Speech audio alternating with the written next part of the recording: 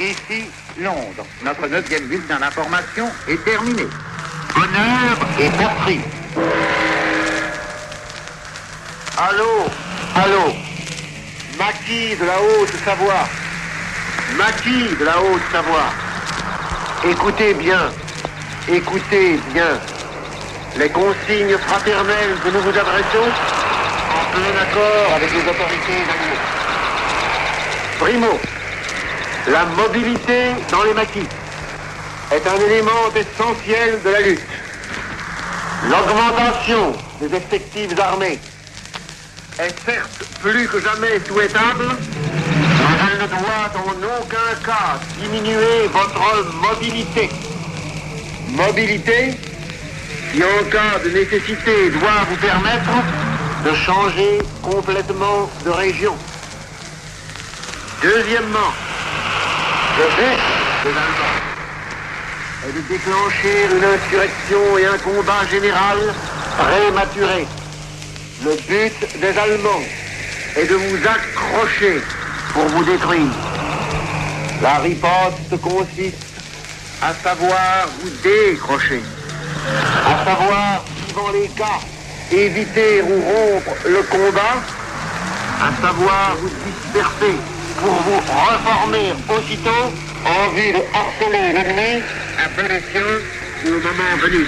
C'est celui-là même que nous définissions l'autre jour en vous disant. D'une part, l'heure de l'action a sonné. L'heure a sonné, par exemple, pour les réfractaires armés de la région savoyarde de renforcer les maquis. Pour les travailleurs de la région savoyarde de secourir les maquis par des grèves et des actes de sabotage déclenchés ou opérés sur certains points choisis.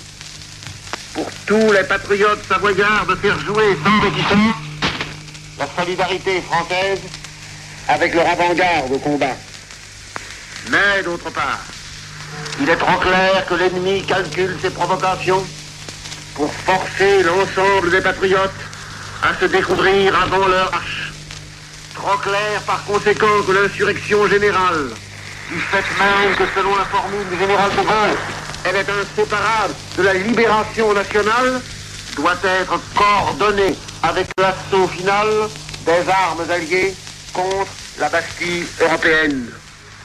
D'une part, laisser l'ennemi vider la France de sa jeunesse et de sa substance serait un crime.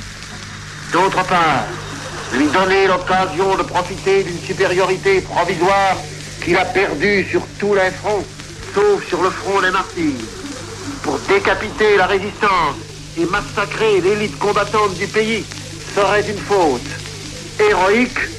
Or, même héroïque, une faute est elle aussi parfois pire qu'un crime.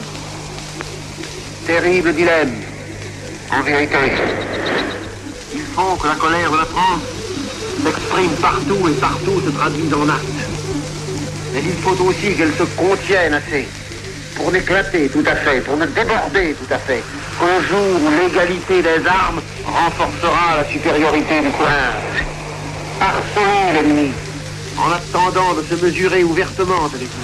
Saboter tantôt par la grève perlée, tantôt par la lenteur voulue, tantôt par l'action directe, la machine de guerre ennemie, en attendant de l'attaquer à visage découvert, c'est à la fois la seule et la meilleure façon de saper l'Allemagne affaiblie et l'anti-France apeurée que de leur livrer partout cet inlassable guérilla. Tel est le haut exemple que sauront nous offrir à la fois les maquis de Haute-Savoie, la population mobilisée pour les secourir, et les patriotes de la garde mobile ou de la police, qui pratiqueront toujours davantage à leur bénéfice la désobéissance systématique aux ordres de l'ennemi.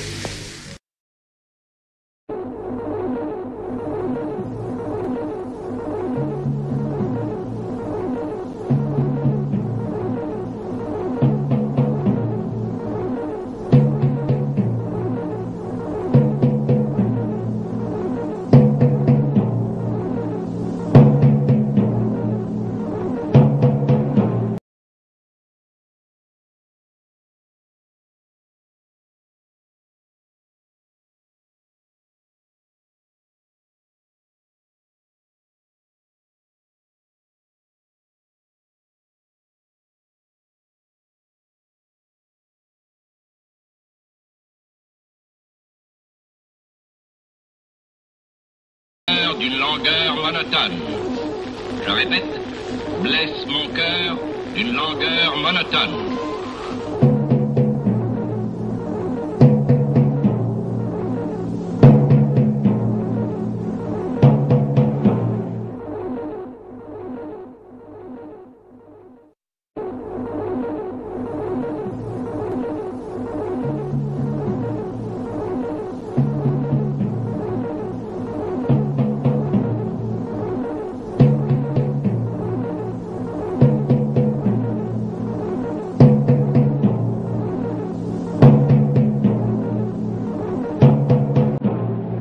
Ici, long. Les Français parlent aux Français.